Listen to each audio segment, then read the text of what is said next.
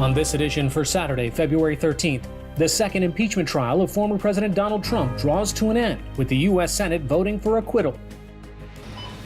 And in our signature segment, the debate over mandated hazard pay for workers on the front lines of the coronavirus pandemic.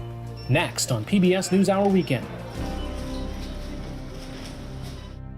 PBS NewsHour Weekend is made possible by Sue and Edgar Wachenheim III, the Anderson Family Fund, Bernard and Denise Schwartz, the Cheryl and Philip Milstein family, Barbara Hope Zuckerberg, the Leonard and Norma Clorfine Foundation, the Peter G. Peterson and Joan Gantz Cooney Fund.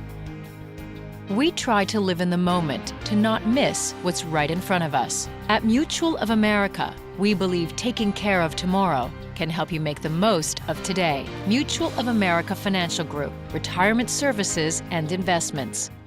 For 25 years, Consumer Cellular's goal has been to provide wireless service that helps people communicate and connect. We offer a variety of no-contract plans, and our U.S.-based customer service team can help find one that fits you. To learn more, visit consumercellular.tv. Additional support has been provided by the Corporation for Public Broadcasting, a private corporation funded by the American people, and by contributions to your PBS station from viewers like you. Thank you. Good evening and thank you for joining us. The Senate voted today to acquit former President Donald Trump on one article of impeachment. The charge was that he incited insurrection, causing a mob to attack the U.S. Capitol on January 6th. The respondent, Donald John Trump, former President of the United States, is not guilty as charged in the article of impeachment. This afternoon, 57 senators voted guilty and 43 not guilty. 2/3 of the Senate was needed to convict. It was the predicted outcome, with only 7 Republicans voting to convict, along with all 50 Democrats. The fifth day of the impeachment trial was expected to go quickly to closing arguments, but within minutes of the 10 a.m. start, House managers prosecuting the former president asked to call Republican Representative Jaime Herrera Beutler as a witness. We believe we've proven our case. But last night, Congresswoman Jaime Herrera Beutler of Washington State issued a statement confirming that in the middle of the insurrection, when House Minority Leader Kevin McCarthy called the president to beg for help, President Trump responded, and I quote, "Well, Kevin, I guess these people are more upset about the election than you are." The request set off a furious response from Mr. Trump's attorneys. Thank you. I'm going to need at least over 100 depositions, not just one. The real issue is incitement. They put into their case over 100 witnesses, people who have been charged with crimes by the federal government. And each one of those, they said that Mr. Trump was a co-conspirator with. That's not true. But I have the right to defend that. The motion is agreed to by a vote of 55 to 45. Then, voting 55 to 45, 5 Republicans joined all 50 Democrats. The Senate approved calling witnesses, throwing the proceedings into a confusing delay, and then an hours-long recess. On return, there was a deal. There would be no witnesses. The president's lawyers agreed to allow Representative Herrera Beutler's statement into the record. The House managers agreed not to call witnesses. And shortly before 1 p.m., up to 4 hours of closing arguments got underway. The cold, hard truth is that what happened on January 6th can happen again. I fear, like many of you do, that the violence we saw on that terrible day may be just the beginning.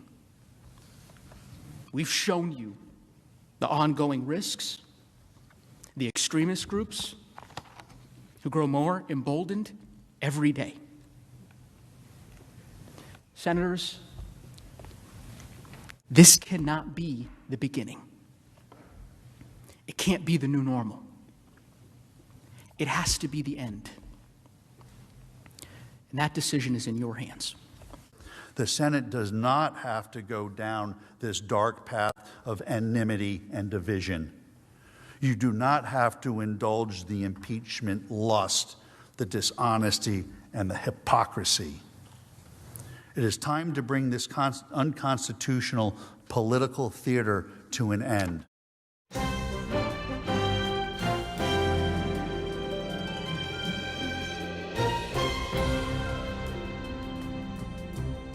For more analysis on today's impeachment hearing, I spoke with Ryan Goodman, NYU law professor and co-editor-in-chief of Just Security, prior to the Senate vote.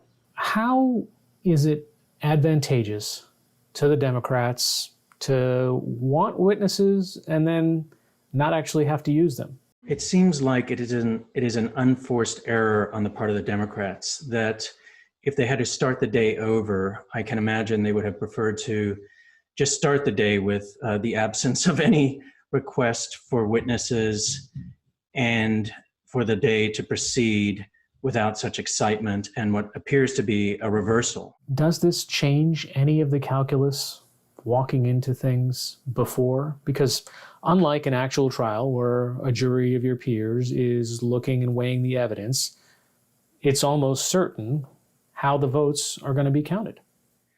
I think the votes will be the same votes. It's almost preordained. I do think, on the other hand, if there had been witnesses, then that's a significant change of the game, and it enters an entirely different phase in which the American public gets to see much more direct testimony and the like. And if it changes the American public's mindset, then that could have an influence on even, Republican senators that otherwise might have voted to acquit. But that's, a counterfactual, not the path that we went down. How significant was the signaling by Mitch McConnell that he was going to vote to acquit? Is that the sign that the rest of the party just get in line, here's how it's going to get done? I think it's a strong signal in the sense that exactly that this means that there will not be a significant wave coming over. But at the same time, Senator McConnell has said that his caucus can vote their conscience so that there won't be that kind of recrimination for those Republicans who do want to vote for conviction. And but he himself has obviously signaled the way in which he thinks things should go. If he went a different direction, of course, this would be a significantly different situation. But when you look at the facts of the case, or at least the way that the evidence was presented, you see the president's defense team saying the other guy didn't prove it. I mean, this is what you see in any other kind of normal court proceeding, saying my side clearly made our case, or as the defense counsel said, the case wasn't made, it's up to you. That's right. So I do think that the House managers presented an extraordinarily strong case and a lot of evidence. I do think where the Trump's legal team has some significant argument to be made is the ways in which the House managers end up having to rely on news reports, including news reports using anonymous sources about how the president reacted when he saw the events of the attack on the Capitol unfolding. And it's right for the defense counsel to try to expose that as a weakness in the case. Does it actually mean the entire case falls apart? No, because I think there's, all the evidence is really before all of us. We all knew it ahead of time going into the impeachment trial. And that's what they did marshal, I thought, in a powerful way. I can imagine that they feel satisfied by their presentation, the House managers. And I can imagine supporters of President Trump do not feel as secure in the way in which he was represented. Ryan, one of the House managers made the case that, this is not a criminal trial. This is something that is absolutely outside. This is why the Constitution even laid this entire process into being, is because we can't expect a president to leave office and then be tried by a criminal court for actions that he or she had taken while they were in the office. At one level, everything that the House managers said with respect to this is not a criminal trial is true, and it doesn't have to reach beyond a reasonable doubt. The underlying conduct itself does not have to be criminal. And there's a terrible situation in which if you allow for presidents to, on the way out the door, engage in impeachable conduct of this nature, in the last month or so before they leave office, then that's the most vulnerable period for our democracy. So the idea that there wouldn't be this power left to Congress if there's a supermajority in its favor to exercise that power seems to leave the country defenseless in the way in which the Constitution is there to safeguard. Now, that said, it is still the case that there could be criminal prosecutions with respect to the president himself for the actions that he took while in office. So one of them looks like a very significant realistic possibility, which is coming out of the Georgia Fulton County District Attorney's Office. And she's looking into allegations that are actually connected right in the article of impeachment with respect to President Trump's activity in trying to overturn the certified results in Georgia. So I don't think he's out of the woods in that sense, but the safeguard of the Constitution for conviction and then disqualifying an individual as a threat to the public, if that individual would ever serve again in public office, that's something that only Congress has. All right, Ryan Goodman from the Just Security blog and NYU Law School. Thanks so much for joining us. Thank you. For more on today's impeachment hearing and the latest international and national news, visit pbs.org/newshour. While the rollout of COVID-19 vaccinations broadens across the country, the hazards for frontline workers continue. Early in the pandemic, many large companies increased pay for essential workers, but many of those raises have expired. Now, several cities across California and Seattle, Washington have passed mandatory hazard pay for employees at some large groceries and food retailers. It's a move that is gaining traction, but there have also been consequences. NewsHour Weekend's Laura Fong has the story. 40 hours a week, Eric Cortez is a food clerk at this Ralph's grocery store in Long Beach. Cortez has worked for Ralph's, a large supermarket chain in Southern California, for 14 years and throughout the COVID-19 crisis. From day one, been working since day one throughout the pandemic. Oh, it's been rewarding in a sense because, at the end of the day, we look at our customers rely on us. Cortez, who lives with his father, Antonio Curtis, said there have been several COVID-19 scares among coworkers. We did have 3 members, who did come down with it. Thank God they did recover. At the same time, like I said, I was worried about, it's me and my 78-year-old dad. So I was just thinking, I don't want to bring home anything to him. Like many large companies across the country, Ralph's parent company, Kroger, gave workers a hazard pay raise of $2 an hour at the end of March, but stopped by mid-May, before the pandemic came into full swing. What was your reaction when you heard that they stopped the hazard pay? Kind of like a slap in the face because they were calling us heroes. They actually called it hero pay. So if we are heroes, we should be rewarded accordingly. And with that, we'll do a roll call vote. Last month, the Long Beach City Council, pointing to large chains not doing enough, passed a hazard pay ordinance of $4 per hour for grocery store employees. The law went into effect immediately for 120 days and targeted companies with more than 300 workers nationwide and more than 15 employees per store.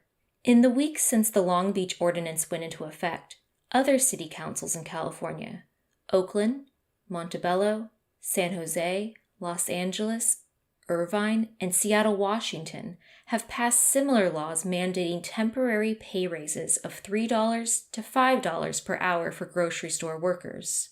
After the Seattle law was adopted, Trader Joe's announced a $4 per hour thank you premium, an increase from $2 for its stores nationwide.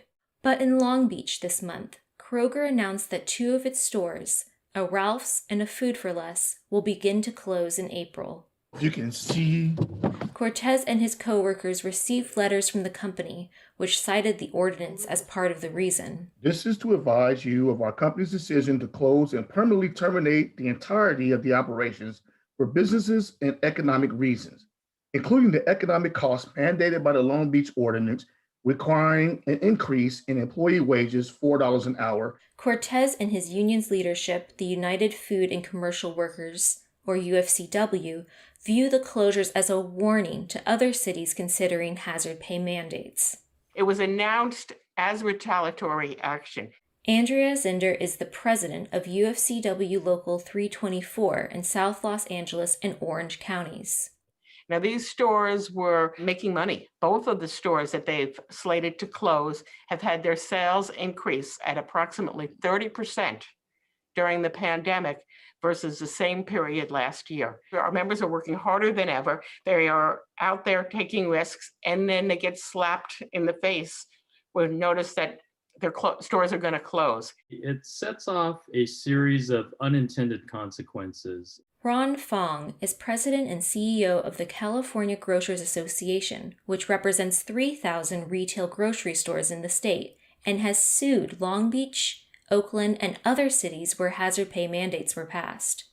It's really unprecedented what the local city ordinances are asking us to do, and that's to enact a $4 or in Oakland's case, a $5 per hour raise. We're going to have to pass on these new expenses on to customers. Fong said a California Grocers Association Commission study estimated that a $5 per hour hazard pay would increase a typical family of four's grocery bill by $400 a year. Do you think that potentially a smaller hazard pay increase would have been tolerable or could be tolerable in these situations? What we tried to tell the city councils is that our grocery stores have been providing heroes pay or hazard pay at their own pace. $4 on an average wage amounts to about a 30% raise, which is unreasonable on any business when you say, okay, your costs are going to go up 30%. But in our own way, we've been doing $1 and $2. A lot of our regional chains are continuing to do that and have not stopped. The UFCW, which is the union that represents these workers, they characterize the closures as a retaliatory action and have pointed to the profits of Kroger's over the past year as more than enough to cover these hazard pay raises. You know, I'm not going to speak to Kroger and Ralph's because, you know, we're not owners and we don't know their real finances. So I know they like to talk about the bigger parent company that has done so well. But those two stores obviously were not doing well enough where they could sustain a $4 increase per employee and made the difficult choice to close. They're closing a month before it's supposed to actually stop. With his store slated to close in 2 months, Cortez is hoping he can be reassigned to another Ralph's, but he still thinks that hazard pay is necessary for all grocery workers. What sort of difference does that extra $4 an hour make for you? Well, it makes a big difference. You know, get ahead on the bills, put a little bit more food in the house, you know, just put a little bit more in your savings and whatnot. And at the end of the day, you know, it just shows me as a worker that we are appreciated for working so hard and risking our health and safety, not just ours, but our families as well. For more on hazard pay for workers on the front lines of the COVID-19 pandemic, I recently spoke with Molly Kinder from the Brookings Institution. So grocery store workers are among the quintessential examples of essential workers who have been out on the COVID-19 front line throughout the pandemic. They are at risk of contracting COVID and potentially passing it back to their family, and they earn very low wages typically. So grocery workers on average make about $11.50 an hour nationwide.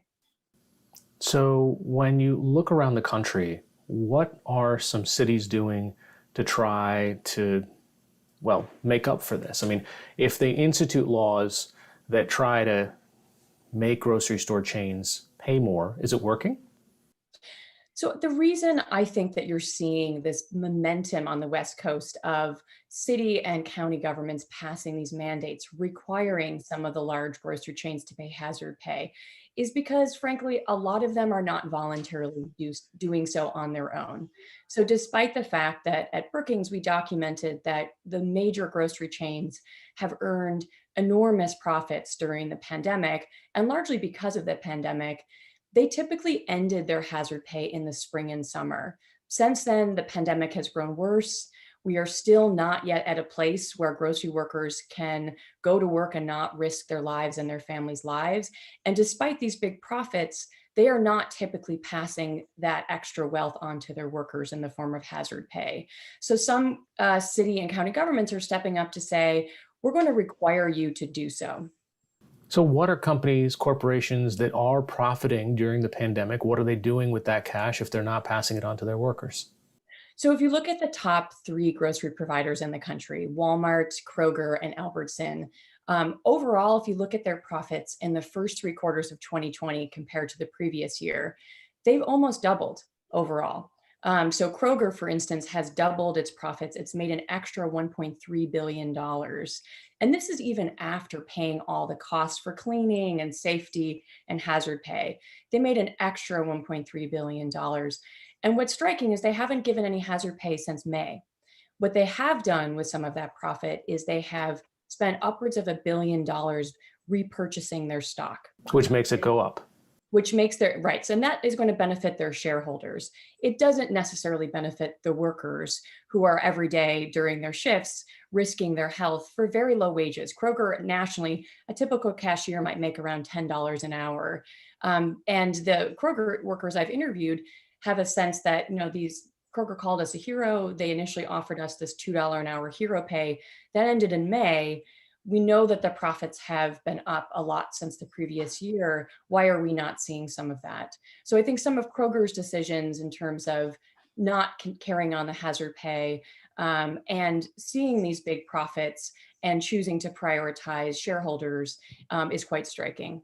So is there any truth to, let's say it's not the Krogers or the Amazons or the Walmarts, other grocery chains out there saying, you know what, if you require us to do this, then we're going to have to pass that cost on to customers because we don't have enough money in the bank to do both? I think there's a really reasonable debate that can be had about what's the right level of hazard pay that strikes a balance between the company's profits and how much they can afford, which workers should be included in those mandates. I think some of those details are fair game for debate. I don't think it's a fair assessment to say that these large, big retail and grocery chains do not have resources to compensate their workers extra. That simply is just not verified in the data. And I think there's a question of what should profit look like in a pandemic when it's enabled by work, very low wage work that is so risky. These companies went into the pandemic making profit, but those profit levels have gone up significantly. Should we expect as a society that they're going to pass more of that to their workers? And if they choose not to, is there a place for government to step in and say, you need to? Molly Kinderer-Brookings, thanks so much. Thanks for having me. This is PBS NewsHour Weekend, Saturday. Protests in Myanmar continued for the 8th day, with thousands of demonstrators taking to the streets in several cities. The military junta, which took control of the country on February 1st, announced changes in the laws protecting the privacy and security of its citizens. The new laws will allow for detainment longer than 24 hours and searches of private property without court orders. The junta also called on civil servants to end their boycott and return to work, saying, quote, actions could be taken against those who do not comply. The United Nations Human Rights Office said Friday that 350 people have been arrested in the country since the coup began. In Thailand today, demonstrators gathered at a monument to democracy in Bangkok to call for the repeal of a law against insulting the monarchy. The demonstrators draped the monument in red cloth to symbolize the blood of fighters for democracy. Our message is that no matter what, don't try to get in our way towards democracy, and don't try to obstruct us holding activities at the Democracy Monument. Earlier this week, hundreds protested in response to the arrest of 4 pro-democracy leaders who've been charged with insulting the monarchy. Last year, mass protests took place calling for the prime minister to step down and calling for reform to the monarchy. A police spokesperson said at least 7 people were arrested when clashes broke out later in the day. Mario Draghi, the former president of the European Central Bank, was sworn in today as the new Prime Minister of Italy. Outgoing Premier Giuseppe Conte handed over a small bell used to signal the beginning of cabinet meetings in a ceremony marking the handover of power. Conte's governing coalition collapsed as he lost support for his handling of the COVID-19 pandemic.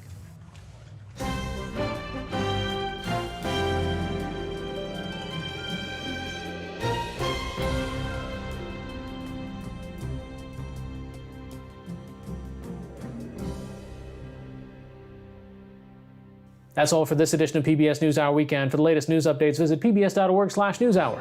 I'm Hari Srinivasan. Thanks for watching. Stay healthy and have a good night.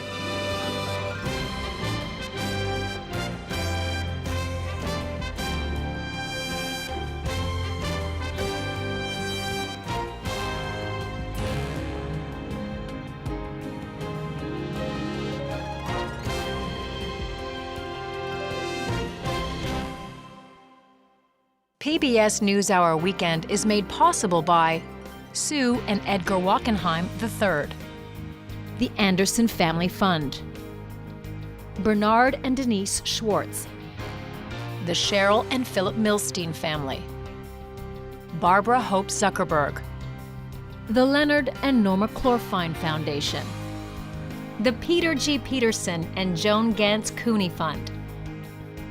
We try to live in the moment to not miss what's right in front of us. At Mutual of America, we believe taking care of tomorrow can help you make the most of today. Mutual of America Financial Group, retirement services and investments.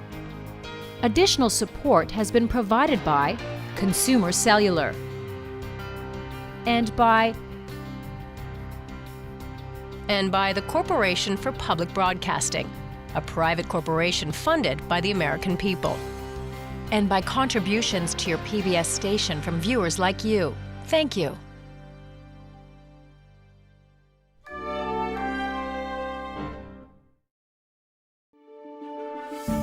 You're watching PBS.